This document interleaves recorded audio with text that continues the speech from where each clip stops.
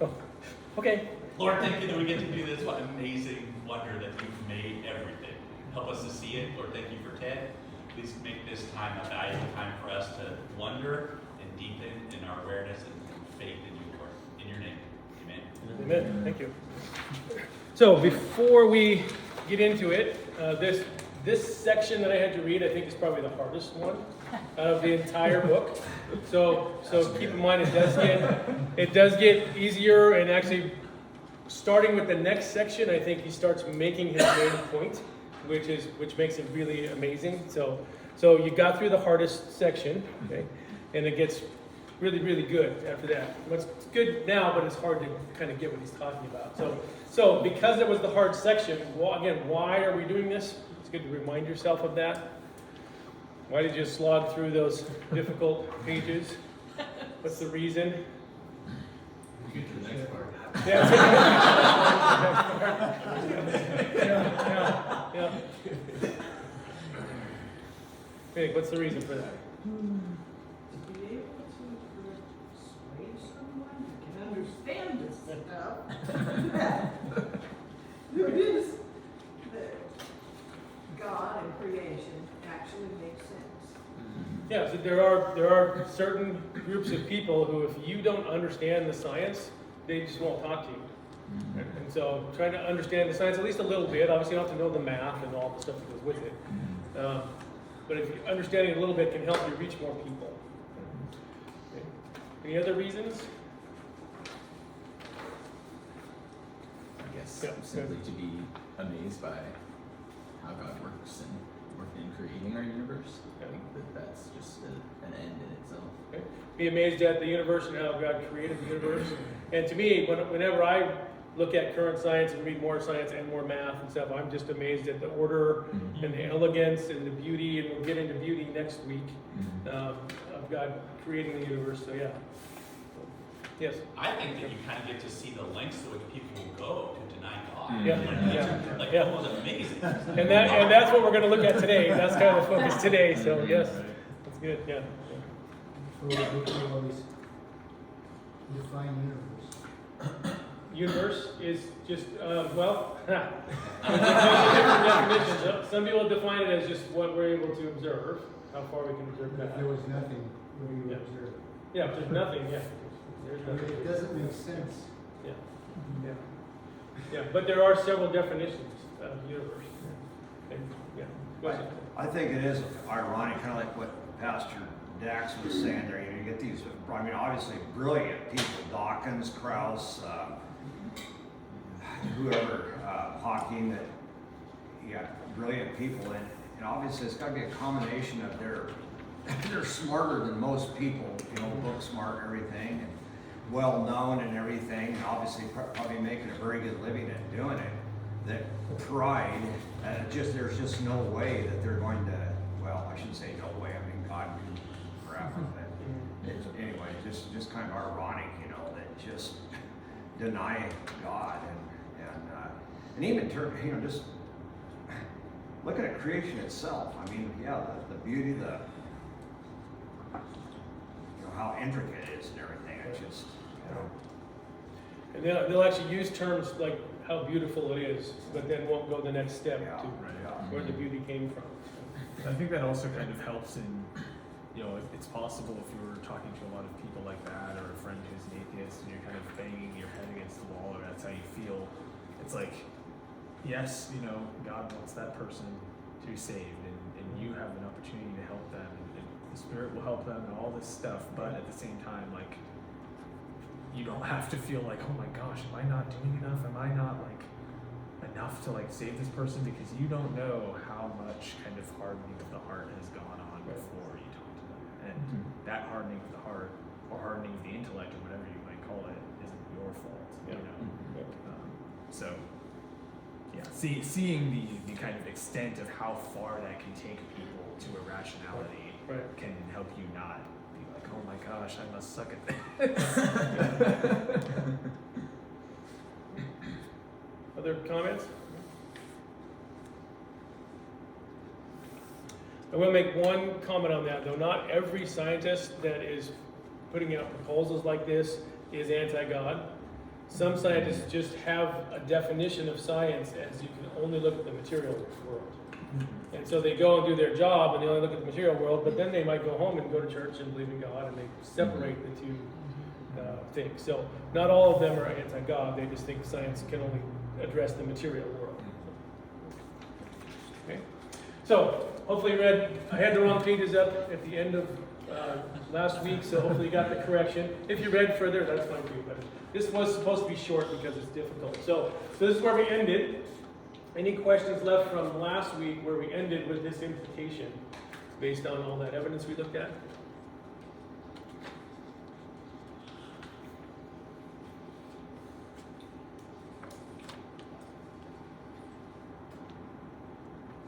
Okay, so we had this implication that there's a beginning to all space, matter, time, and energy. And what this week got into then is what are the possible reasons for it? And he lists 8 possible reasons. I think there's 9. He left one out that I think is important. So we'll look at the 9 possible reasons that people have given for why there's a beginning or what's the cause of it, right? Because everybody's pretty much agrees that if something happened and something began, that there probably was a cause for it, right? Things aren't just going to begin on their own. Although they try to make that happen. Okay? So we're looking at the different causes, and I listed them on your notes. Okay, so we'll go through each one. Oh, that's from last week still, right? Everybody agrees that there was a beginning, so they're looking for a cause. Okay, said something similar again in 2015, so it's not, things haven't really changed a lot. Okay, so options for the cause of the universe. This first one is Bertrand Russell was famous for this one. We don't need to say why there's a cause, it's just there. Incredible Okay? faith Is for that- scientists. Is that satisfying? Yeah. So there's not much more to say about that, right? The universe doesn't need a cause, it just is there. So just accept it. Okay? So I don't know, any discussion on that one? I don't know what to even say about it. I just loved what Yeah. I loved what Ortland said. He said Yeah. something like, I'm not going to say anything against that view Yeah. necessarily because Yeah. there's nothing you can really say against it. Yeah, You yeah. you just have the most mysterious Yeah. worldview of all time. Yes, Yeah. yeah. It's like, okay. Yeah. Okay. So the second one, this is the weirdest one to me, weirder than the first one. It's in this book. If you want to read it, this book is really difficult. Lots of math in it, but at the end, they start looking at assuming that our technology continues to increase, and assuming that our information keeps beginning to increase. Pretty soon, our technology and information are going to get to the point where we're going to be able to control all the matter in all the universe and even all the other possible universes. Just extrapolating out, and he's probably thinking millions of years in the future, right? We're extrapolating this all out. And we're going to get so good with our technology and our information and our control of matter, here comes the weird part, that we can reach back into time and start the universe for ourselves. And so we're here because of this magical time loop. I've read a us lot of become- science yeah, fiction, so- and that is These are most science serious fiction I've scientists. heard. So the universe created itself because we're part of the universe. We got to the point where we could go back and begin the universe, and so that's where we are now. There are literally Already started. science fiction stories that, Yes. that are about that Yeah. happening. So we're in some kind of a time loop. Well, So I like his comment. yeah. Before you start reading this, be sure and have a big bottle of aspirin. Yeah.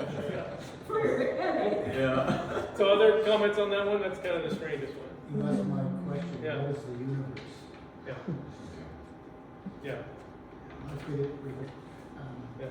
doesn't make sense to me, these are the smart guys. Yeah. And they're actually very favorable to Christianity. They actually wrote, I forget which one. One wrote a book that's called The Physics of Christianity. So they're actually very favorable to it, but they have kind of a weird idea. And I don't know if they believe it anymore. It's kind of an older book. Don't you have, don't you have like a semi-infinite regress of chicken and egg? Yeah. Yeah. That's what I said. I don't know. Yeah. Read that. That's another one where you read it and go, okay. Yeah. Alright. Whatever. Yeah. Technically possible. So, Chicken and egg. questions on that one? Okay, so this one was really, really popular right after, in the 60s, right after the Big Bang model. but it's pretty much, people don't believe this one anymore, so it's kind of an older one, where the universe has been continually expanding and contracting, so it expands and it starts to contract, and then we get another big bang, and then it expands and then contracts, and then we get another big bang. So this has been happening eternally, right? So what's the problem with this one? Where did this stuff come from? There is no. Yeah, so can we really say there's an eternal, this has been going on eternally? Yeah. Did it have to start? Yeah, it really doesn't answer the question of the beginning because there really isn't one, right? Infinite regression. Yeah. Second So what's law of that? thermodynamics. Yeah. So the second law of thermodynamics. Why is the second law of thermodynamics a problem for this one? Because you're not gaining or losing anything in that. You're assuming that it's just continuing to be basically the same thing, only expanding and contracting. But the second law of thermodynamics says that things should get more disordered, not get disordered and then come back into order and then do it all. Yeah, and an easy way to think of the second law of thermodynamics is that energy always goes from a usable form, like stored in coal, right, or stored in oil, right? It goes from a usable form to an unusable form, and we can't make it go back. It's just continuously we're creating heat. The heat's dissipating out in the universe, and we can't get that heat back. And pretty soon, if Jesus doesn't come back, right, we'll use up all the energy, and it'll be gone. Right? So if this is actually happening, then the next universe should have less usable energy. And then the next one should have less usable energy. And the next one should have less usable energy. And if that's been happening forever, then why do we still have usable energy? Here's the question. So a lot of people don't hold to this one anymore. It's kind of an old one because of that. We've also discovered, with the evidence that we looked at last time, that the expansion is actually accelerating, so there really isn't evidence that it's going to contract because the expansion is getting faster and faster and faster. Okay. So any other questions or comments on that one? But as I understand it, the gravitational constant kind of negates that theory because it's in such a perfect balance for the universe to exist as it is that it is not going to contract back on itself because of that gravitational constant. Right, and as the universe stretches, the cosmological constant, or what we call the dark energy, right, is just a label really on what we see happening. But that as it stretches more, it goes faster, so we don't see it coming back. Okay, so those are the three that are kind of weird or people don't hold to anymore, right? So the next ones are ones that people kind of take seriously. And most of them are based on, you probably read the word quantum cosmology or quantum gravity. It's where people are trying to put together general relativity, Einstein's theory, with quantum mechanics, right? The theory of how tiny things act. Because at the beginning of the universe, right, when it's infinitely small, it's a quantum particle, so it should act like quantum mechanics, like a quantum particle, like an electron might act, right, is the theory. But we have not really been able to put them together very well. They don't really fit. Okay? And so these are attempts to put them together to give an explanation for what's going on when the universe is super tiny. Right? So the first one is that we live in a universe that's a multiverse, and this is the inflationary cosmology multiverse theory. And there's two of them. He doesn't talk about the next one, but he talks about this one. Okay? So if you read this, what's the problem with this one?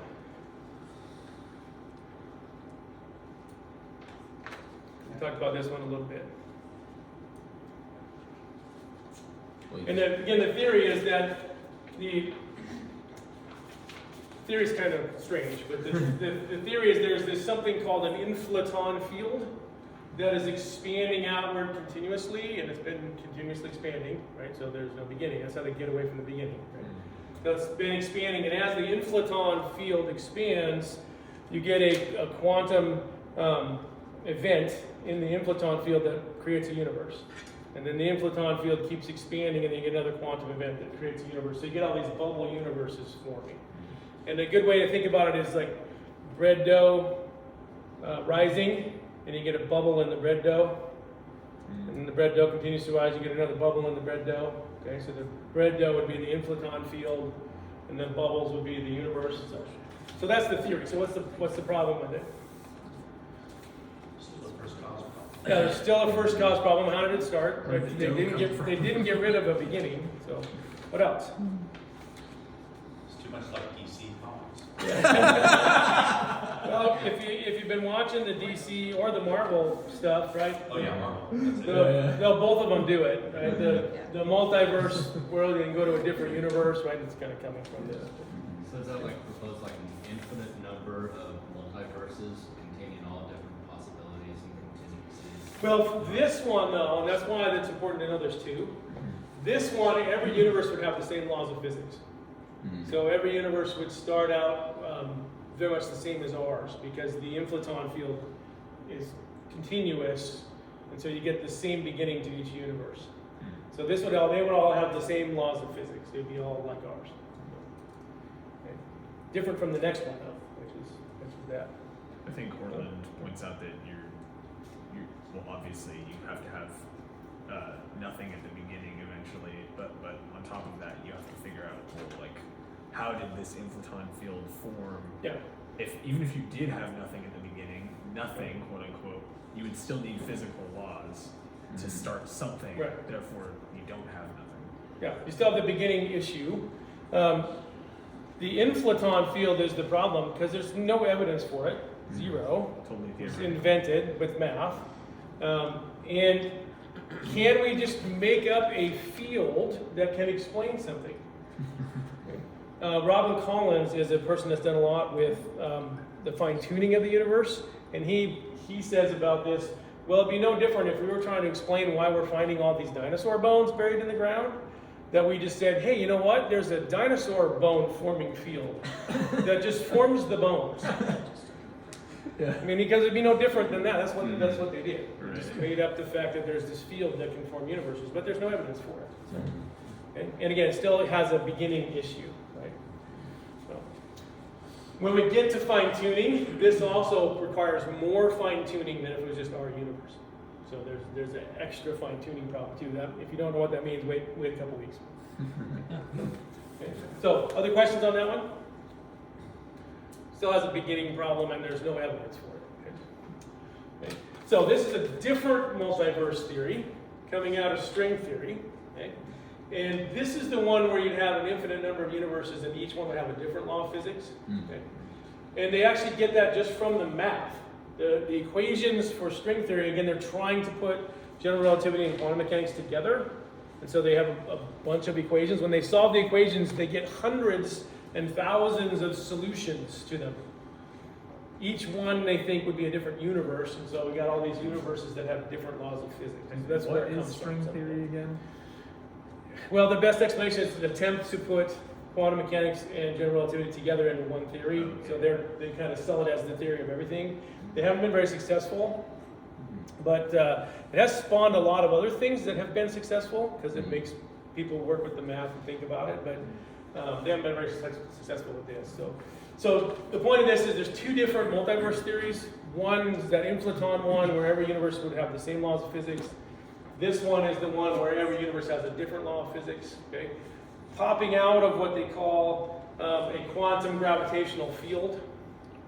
So they propose this quantum gravitational field, and then you can have a quantum event that makes a universe. Right. So anyway, questions on that one? Well, it seems that if we're in a multiverse with all these different possibilities, I would just say, well, then we're in the universe that God exists. Yeah. Actually, there's a lot of Christian physicists that don't have a problem with this. They say, why can't God just make a bunch of universes? Right. Why are we the only one? We don't have to be the only one. You haven't ruled out. So, I don't think this disproves Christianity in any way. But it is very speculative. Okay? And most physicists will say that this is really speculative. It's probably not the case because it's just math. It's just math equations that they're showing. So most physicists don't hold to this. But when you hear someone talking about a multiverse with different laws of physics than ours, this is what they're talking about. So, Do either of these multiversal theories have explanations trying to figure out how the universes begin in the first place, or are they just kind of No, they're saying there's the field, so you know? Well, some of them come from an honest attempt to put quantum mechanics and general relativity together. Right. But some of them also come from trying to get rid of a beginning. So. Okay, so questions on that one? That wasn't in the book? Okay.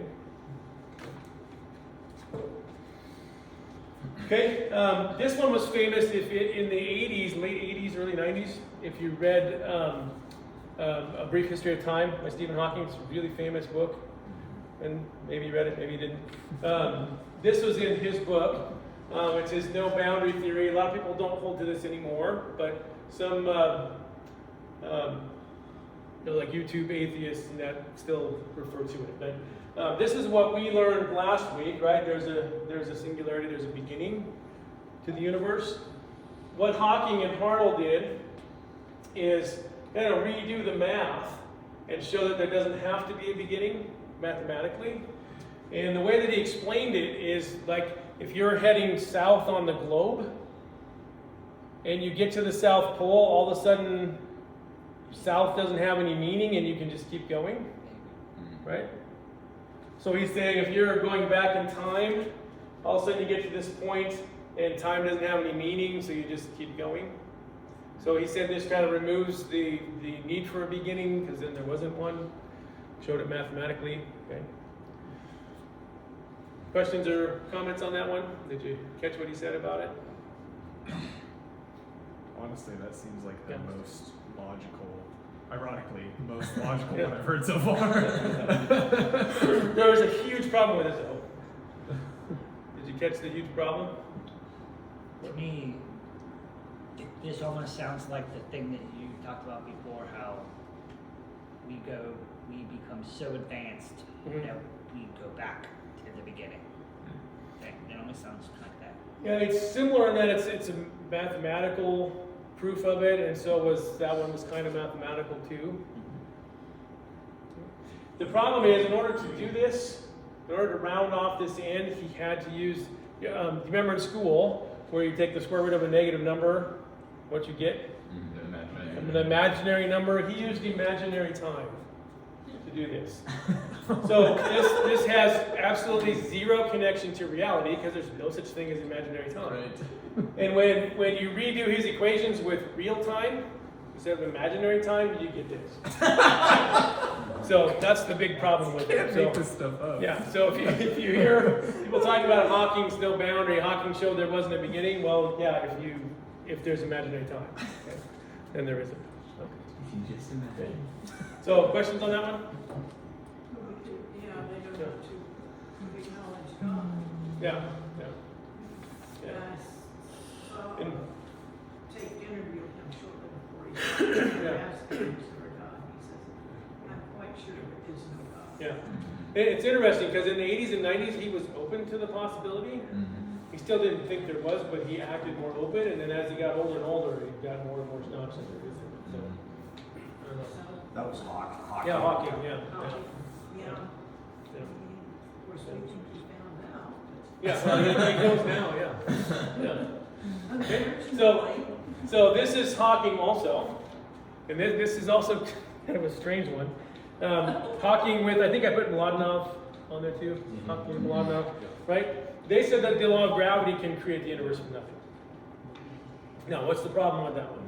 Where's the law of gravity? Yeah, can you have a law if there's nothing there? Right? Another So- problem is gravity is an impersonal force. It doesn't really care about anything, whereas the universe is, finely tuned and designed and highly personal. Right. So, Yeah. So obviously can't have a law of gravity if there's nothing there. Also, do laws cause things to happen? They just act on things that already exist. Yeah. Or do laws even act on things? It's not technically. I mean, if you read the sign out here that you can only go 25 miles per hour down the road, is that making you go 25 miles? Does it actually cause anything? it's more like Yeah, you're just, there's the law, right? My desire not to get a ticket might cause me to do this. It's not the law that causes it, right? Okay. So laws are simply, this is a big problem in today's society, that people take scientific laws and think that they are prescriptive instead of just descriptive. Have the same problem when you read the Bible, right? A lot of things in the Bible are descriptive, not prescriptive, right? So scientific laws are simply descriptive. It's just us describing what we see. That's it. They don't cause anything. They don't prescribe anything. And that was actually the big problem with the COVID shot. People took science as a descriptive thing and made it become prescriptive, right? And that was part of the big argument with the COVID shot, right? So it's a big mistake that a lot of people make. So laws don't cause anything, right? They just describe things. So, okay. So questions on that one? Okay, almost done. I've got some videos to watch too. So this one is rather interesting too. And he spent the most time with Krauss's nothing, right? So Krauss says that an energy fluctuation created the universe from nothing. So we've already kind of mentioned this problem, right? So is an energy something? So how can it, there's just nothing there, and then all of a sudden there's some energy that creates the universe. If these guys are so great at math, Yeah. I'm teaching second and third graders Yeah. multiplication. Yeah. And even they know nothing times everything is nothing. Yeah. Why is this so? His book actually goes through several different definitions of nothing. He's trying to explain it to himself, it sounds like. So well, maybe nothing's this. No, well, maybe nothing's this. Well, maybe nothing's this. And this book is just a mess, a philosophical mess. A lot of philosophers have read his book and went, you gotta be kidding me. So, Another one I asked for. so he says a universe can exist from a pre-existing energy-rich field in pre-existing space, but he calls the pre-existing energy-rich field in pre-existing space nothing. Again, what else do you say to that? Yes. So other questions or comments on that? Yeah. So questions on that? Well, he just goes through a lot of the explanation in the book, and at the end of that, I'm like, boy, that was a waste of time. Yeah. So I think Ortland even kind of says that at the end, that it was a waste of time. I mean, because you know, what do you do with that? Okay. But I think Pastor Dax's comment, right, that part of seeing the lengths people will go to avoid a beginning, right, and to avoid the ninth reason, which is that one, right? I'm assuming he gets to that one toward the end of the book, or some of them. Well, what he goes into now in the next section, right, is contrasting those views we just went through with this view, and showing not which one is more likely scientifically, but which one is just more likely, right, in how we think about the universe, and which one's more beautiful, which one is you know, so that's what he gets into next. Yeah. Okay. Yeah, so, not the ninth proposal, but all those other proposals, what do they all have in common?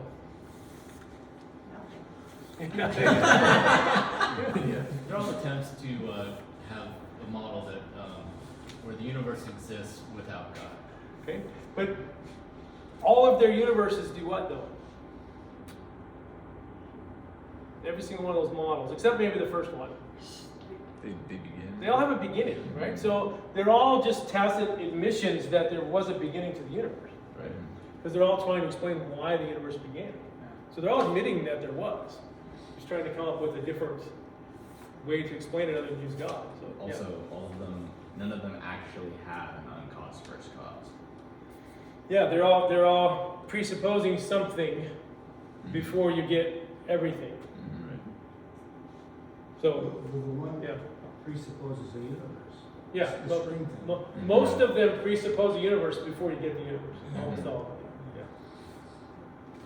So, other questions on that? There's one more thing they all have in common, too, that I think is rather amazing, and it wasn't addressed in the book.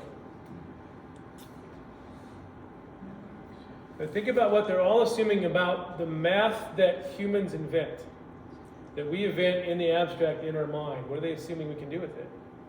Trust it. That we can trust it and apply it to the universe. Now, there's lots of areas in science where we take abstract math and apply it to the universe. So why are we able to do that? Why in the world could we take something we invent in our minds and then apply it to the universe, and a lot of times it works out? How do we explain that? Can a naturalist explain that? Why would we have ideas that then apply to the physical universe? Yeah, God was a creator. We created in God's image. We can think God's thoughts partially after Him, right? And so I don't think they understand that they're doing that. Yeah. And I don't know if they stop and even ask themselves, why am I even able to do that? Yeah. So, There's several ways that this totally breaks down atheism, and one of my favorites is that in naturalism, everything has to be predetermined because well, it's only natural laws acting on matter, so there's no Right. free will of anything, right? Right. A star doesn't choose to burn, it just burns because that's how it works. right. Same thing with our brains. And so if you're going to say that our brains came from a star, which is irrational, and then you're going to claim that our brains are rational and we can Right. trust them, that doesn't work, Yeah. right? But that's Yeah. what all naturalist scientists are doing, is claiming our brains came from a star and we can trust them even though we don't trust the star, Yeah. right? Yeah. So, Your And brain even- made you say that. and plus everything I just said is predetermined. Right? Yeah, right. Even Darwin admitted that at the end of his second book, Human Evolution, where he said, I can't remember how he said it, but something like, it makes me shudder to think that my mind is a monkey's mind or something like Right, that. But he's right. getting at that same point. Yeah. So there are a bunch of different angles at which you can come from that problem of how do you trust your brain on naturalism. Right. Right. Okay, questions, comments? So all of them have a beginning, right? So which one is most reasonable? I'm going to skip this. I'm going to go to what he's been talking about is the cosmological argument. I don't know if he ever says it in there specifically, but I thought I'd show you a little video at the end here. This is William Lane Craig's video on the cosmological argument, kind of show you why we're looking at this. Okay. So, show you this. My clicker won't start it for some reason. So.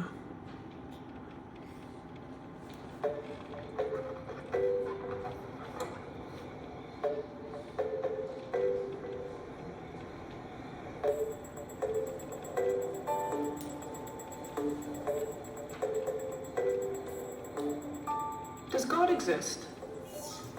Or is the material universe all that is, or ever was, or ever will be?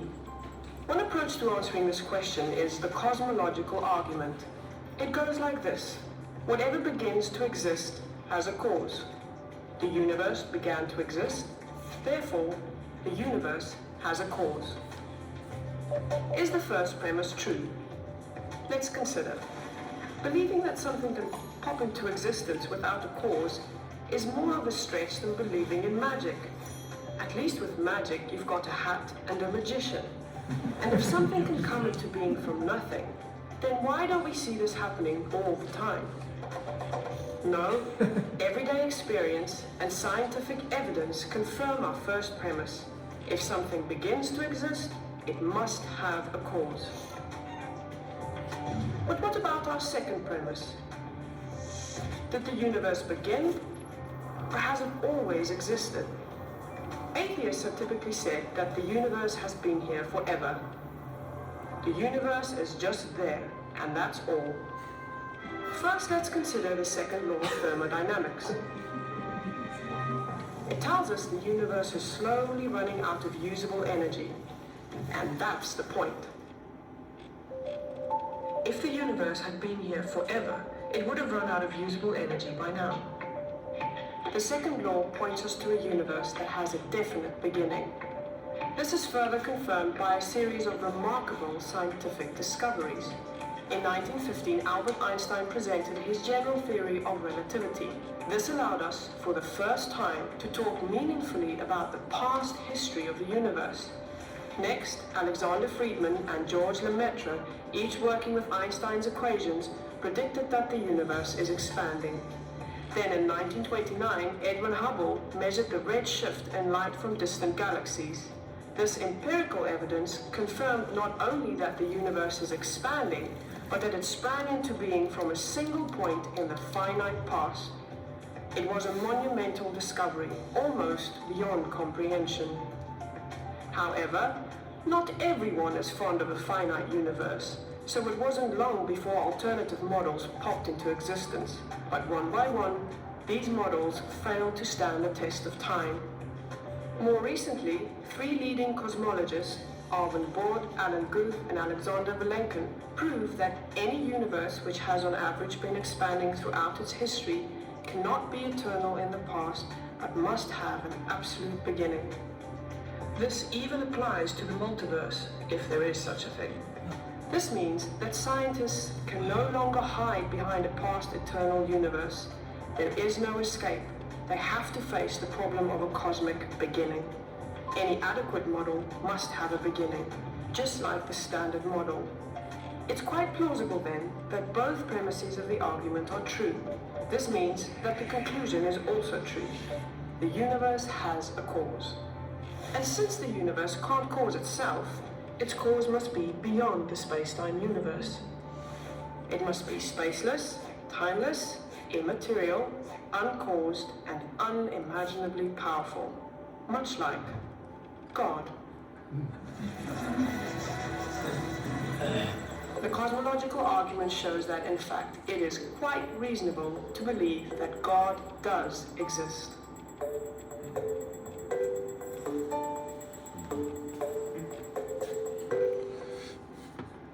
So that's kind of a review of the things we've talked about and comments on it. So there's the argument. Comments or questions? So it comes with the Caleb cosmologist argument. What is that Caleb? What The is that? Kalam is the name of the person that first came up with the argument. Can't remember the year. He was an Arab. I can't remember the year. It was quite a while ago, though.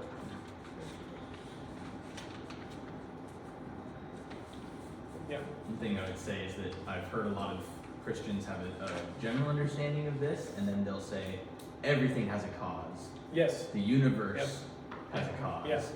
And then it's like, okay, but then the problem is that then you can also be saying that God has a cause. Right. So it's phrasing it in this specific, whatever begins Right. has a cause is really important. Right. Because otherwise the atheist then just has the objection, what caused God? Yeah. So, Did everybody catch that? yeah. This first part of it is really crucial.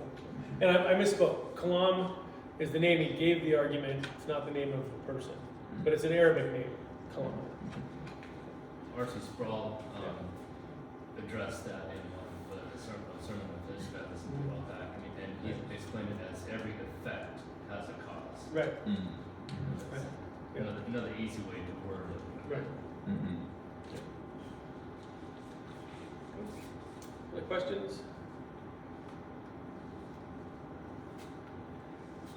Even the whole idea of, I guess, as humans, we're the only creature that that worries about a cause. It's kind of, I guess it's kind of it's a thinking, I guess a gift or something. You think about wildlife or something. It just, obviously God programmed it and it functions and everything. But doesn't worry about a cause or anything, But again, I guess it's a gift. It's wonder, and yeah, it's got to come from somewhere. Yeah. Well, if God is the cause and we were made in God's image, right? Then we probably worry about causes.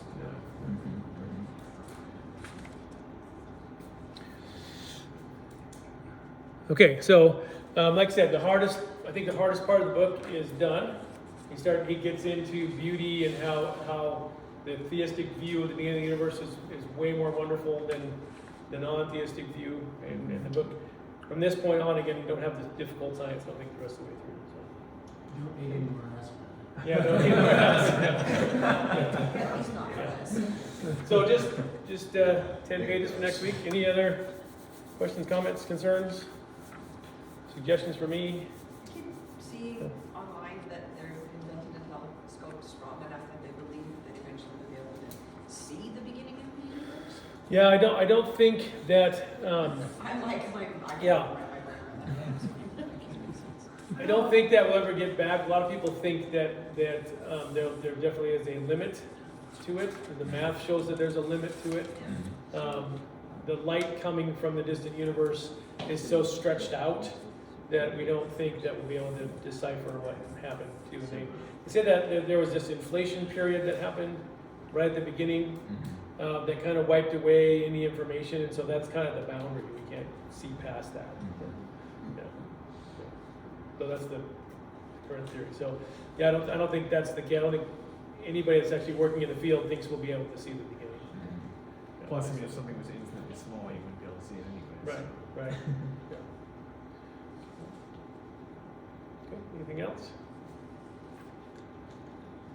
Okay, anybody want to close us in prayer?